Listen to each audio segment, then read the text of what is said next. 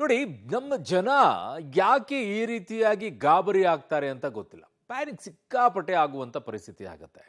Corona ಸಂದರ್ಭದಲ್ಲೂ ಕೂಡ ವೈರಸ್ಗಿಂತಲೂ ಹೆಚ್ಚಾಗಿ ಭಯದಿಂದ ಸಾವನ್ನಪ್ಪಿದಂಥವರೇ ಜಾಸ್ತಿ. ಈಗಲೂ ಕೂಡ ಅದು ಯಾರು ಈ ರೀತಿಯಾಗಿ ಮಾಡ್ತಾರೋ ಗೊತ್ತಿಲ್ಲ. ಅಂಥವ್ರನ್ನ ಹಿಡಿದು ನಡು ರಸ್ತೆಯಲ್ಲಿ ಕೊಡಬೇಕು ಅಂತ ಸಿಟ್ಟು ಬರುತ್ತೆ. ಗ್ರೂಪ್ಗಳಲ್ಲಿ ಕಳಿಸ್ಬಿಡೋದು, ಸೋಷಿಯಲ್ ಮೀಡಿಯಾದಲ್ಲಿ ಹಾಕಿಬಿಡ್ಬೋದು. ಏನು 5-6 ದಿನದವರೆಗೂ ಕೂಡ ಪೆಟ್ರೋಲ್ ಡೀಸೆಲ್ ಸಿಗೋದಿಲ್ಲ ಅಂತ ಹೇಳಿ.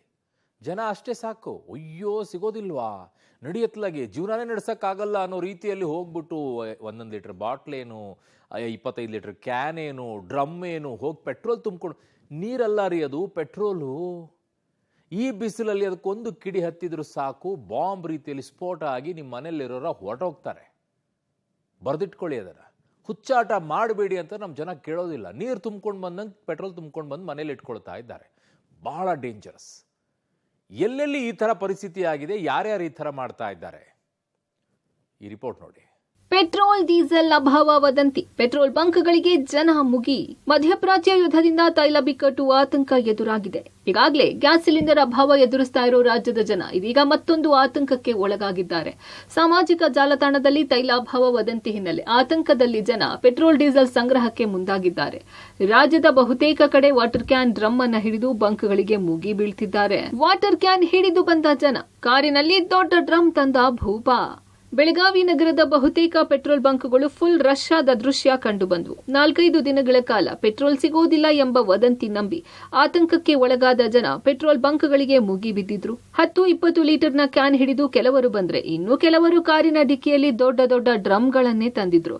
ಸರತಿ ಸಾಲಿನಲ್ಲಿ ನಿಂತು ಪೆಟ್ರೋಲ್ ತುಂಬಿಸಿಕೊಳ್ತಿದ್ರು. ಗ್ರಾಹಕರ ಮುಗಿ ನೋಡಿ ಪೆಟ್ರೋಲ್ ಬಂಕ್ ಸಿಬ್ಬಂದಿ ಕಕ್ಕಾಬಿಕ್ಕಿಯಾದ್ರು.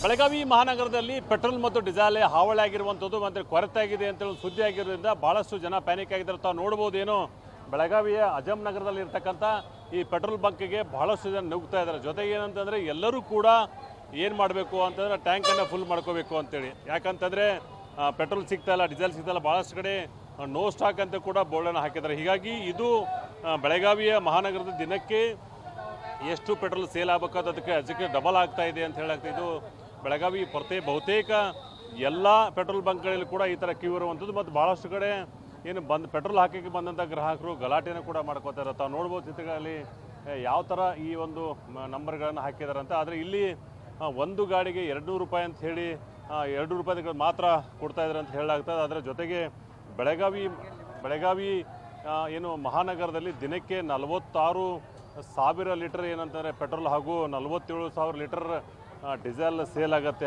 ಆದರೆ ಈಗ ನಿನ್ನೆ ರಾತ್ರಿ ಏನೋ ಒಂದು ಸುದ್ದಿ ಬಂತು ಸೋಷಿಯಲ್ ಮೀಡಿಯಾದಲ್ಲಿ, ಪೆಟ್ರೋಲ್ ಕೊರತೆ, ಡೀಸೆಲ್ ಕೊರತೆ ಇದೆ ಅಂತ ಹೇಳಿದಾಗ ಬಹಳಷ್ಟು 87,000 ಲೀಟರ್ವರೆಗೆ ಹೋಗಿದೆ. ಇದೇ ವಿಚಾರವಾಗಿ ಬೆಳಗಾವಿ ಜಿಲ್ಲಾಧಿಕಾರಿ ಕೂಡ ಮಾಹಿತಿಯನ್ನು ಕೊಟ್ಟಿದ್ದಾರೆ. ಯಾವುದೂ ಕೊರತೆ, ಇನ್ನೂ 7 ದಿನಗಳ ಕಾಲ ಸಾಕಷ್ಟು ಏನು ಪೆಟ್ರೋಲ್ ಮತ್ತು ಡೀಸೆಲ್ ಇರುವುದು. ಮತ್ತು ಅದು 27ನೇ ತಾರೀಕಿಗೆ ಮತ್ತೊಂದಿಷ್ಟು ಆರ್ಡರ್ಗಳನ್ನು ಮಾಡ್ತವೆ. IOC ಇರ್ಬೋದು, BPC ಇರ್ಬೋದು, HPC ಎಲ್ಲವೂ ಕೂಡ ಸಭೆಯನ್ನು ಮಾಡಿದ್ವಿ ಅಂತ ಜಿಲ್ಲಾಧಿಕಾರಿ ತಿಳಿಸಿರುವಂಥದ್ದು.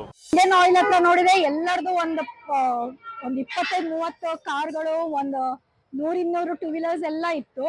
ಸೊ ಯಾಕಪ್ಪ ಅಂತ ಹೇಳಿ ಮೆಸೇಜ್ ಇದು ನೋಡಿದ್ರೆ ಆಲ್ರೆಡಿ ಮೆಸೇಜ್ ಫಾರ್ವರ್ಡ್ ಆಗಿದೆ. ನಾನು 5 to 6 days ಪೆಟ್ರೋಲ್ ಬಂಕ್ ಎಲ್ಲ ಬಂದಾಗೋ ಚಾನ್ಸಸ್ ಉಂಟು ಅಂತ ಹೇಳಿ.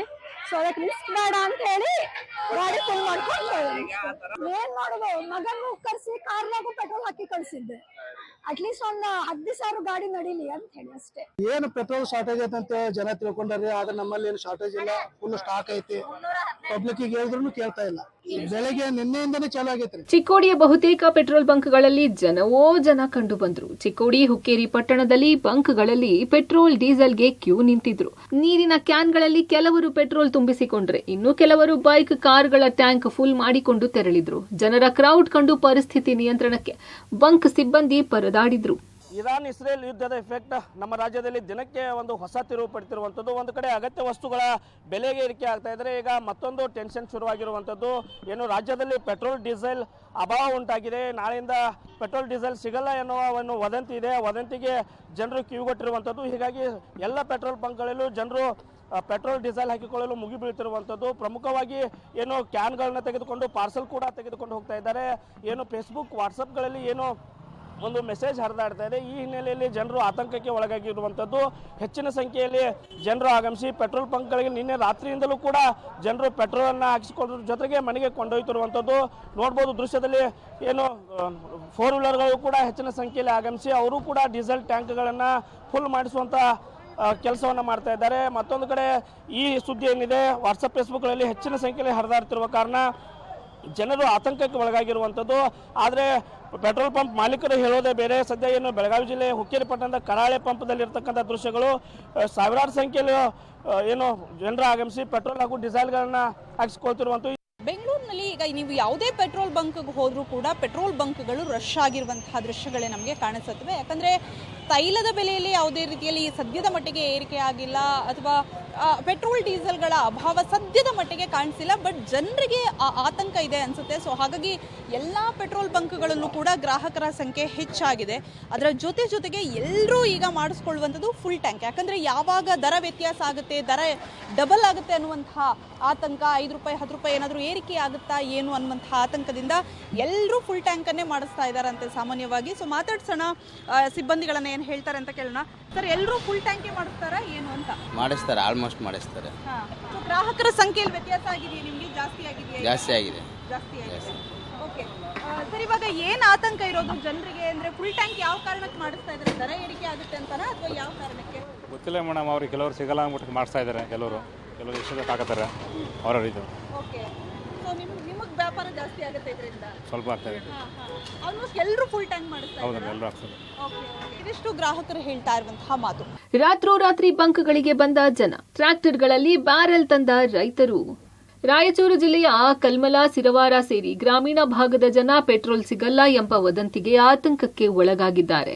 ಪೆಟ್ರೋಲ್ ಡೀಸೆಲ್ಗಾಗಿ ಪೆಟ್ರೋಲ್ ಬಂಕ್ ಮುಂದೆ ಮಧ್ಯರಾತ್ರಿಯೇ ಕ್ಯೂ ನಿಂತಿದ್ದಾರೆ. ಕ್ಯಾನ್ ಬ್ಯಾರೆಲ್ನಲ್ಲಿ ಪೆಟ್ರೋಲ್ ತುಂಬಿಸಿಕೊಂಡಿದ್ದಾರೆ. ಕಲ್ಮಲ ಪೆಟ್ರೋಲ್ ಬಂಕ್ನಲ್ಲಂತೂ 50-60 ಲೀಟರ್ ಕ್ಯಾನ್ ಹಿಡಿದು ಜನ ಬಂದಿದ್ರೆ, ಇನ್ನೊಂದೆಡೆ ರೈತರು ಟ್ರ್ಯಾಕ್ಟರ್ನಲ್ಲಿ ಬ್ಯಾರೆಲ್ ತೆಗೆದುಕೊಂಡು ಬಂದ ದೃಶ್ಯ ಕಂಡುಬಂತು.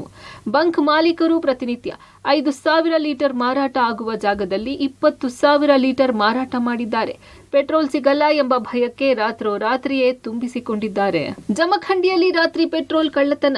ಬಾಗಲಕೋಟೆ ಜಿಲ್ಲೆಯ ಜಮಖಂಡಿ ನಗರದಲ್ಲಿ ಪೆಟ್ರೋಲ್ ಕಳ್ಳತನ ಮಾಡುತ್ತಿರುವ ಘಟನೆಗಳು ಬೆಳಕಿಗೆ ಬಂದಿವೆ. ರಾತ್ರಿ ವೇಳೆ ಮನೆಗಳ ಮುಂದೆ ನಿಲ್ಲಿಸಿದ್ದ ವಾಹನಗಳ ಬಳಿಗೆ ಬಂದು ಪೆಟ್ರೋಲ್ ಕಳ್ಳತನ ಮಾಡುತ್ತಿದ್ದಾರೆ. ಪೆಟ್ರೋಲ್ ಅಭಾವ ಆತಂಕದ ಮಧ್ಯೆ ಕಿಡಿಗೇಡಿಗಳ ಕೃತ್ಯ ಜನರ ನಿದ್ದೆಗೆಡಿಸಿದೆ. ಪೆಟ್ರೋಲ್ಗಾಗಿ ಡಿಶೋಮ್ ಪೆಟ್ರೋಲ್ ಬಂಕ್ನಲ್ಲಿ ಹೊಡಿ ಬಡಿ. ಬೆಳಗಾವಿಯಲ್ಲಿ ಪೆಟ್ರೋಲ್ಗಾಗಿ ಯುವಕರು ಬಡಿದಾಡಿಕೊಂಡಿದ್ದಾರೆ. ಬೆಳಗಾವಿ ನಗರದ ಶೆಲ್ ಪೆಟ್ರೋಲ್ ಬಂಕ್ನಲ್ಲಿ ಪೆಟ್ರೋಲ್ ತುಂಬಿಸಿಕೊಳ್ಳಲು ಮುಗಿ ಬಿದ್ದಿದ್ರು.